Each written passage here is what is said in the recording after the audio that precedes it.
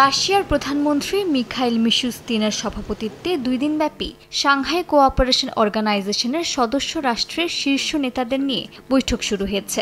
রাশিয়ার president Vladimir Putin ক্রেমলিনে সংগঠনটির সদস্য দেশগুলোর শীর্ষ কর্মকর্তাদের সঙ্গে বৈঠক করেন। তিনি এসিওর অন্তর্ভুক্ত রাষ্ট্রগুলোর মধ্যে অর্থনীতি, বাণিজ্য ও জ্বালানির ইস্যুতে ঘনিষ্ঠ সহযোগিতার গুরুত্বের ওপর জোর দেন।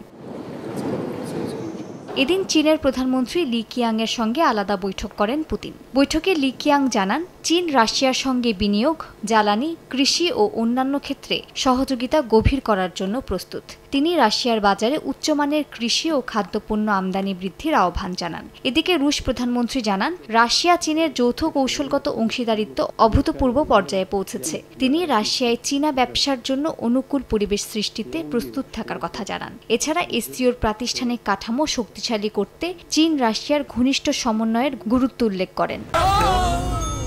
ডেন্টিস্টের পরামর্শ নাও নতুন কোলগেট অ্যাক্টিভ সল্ট। এর মধ্যে ভারতের পররাষ্ট্রমন্ত্রী এস জয়শঙ্কর পাকিস্তানকে সতর্ক করে বলেন, সন্ত্রাস, বিচ্ছিন্নতা ও উগ্রবাদ মোকাবিলার জন্যই সাংহাই কোঅপারেশন প্রতিষ্ঠিত হয়েছিল। সন্ত্রাসবাদকে কোনোভাবেই ছাড় না দেওয়ার জন্য বিশ্ব সম্প্রদায়ের প্রতি আহ্বান জানান তিনি। মূল বৈঠকের পাশাপাশি পুতিনের সঙ্গে আলাদাভাবে বৈঠক করেন জয়শঙ্কর।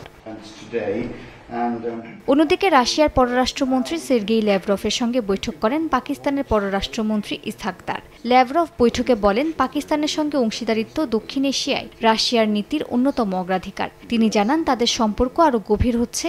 ইসহাক দারও কূটনৈতিক আলোচনার মাধ্যমে এসসিওর সাম্প্রতিক চ্যালেঞ্জ মোকাবিলায় সমন্বয় আরও শক্তিশালী করার ওপর জোর দেন।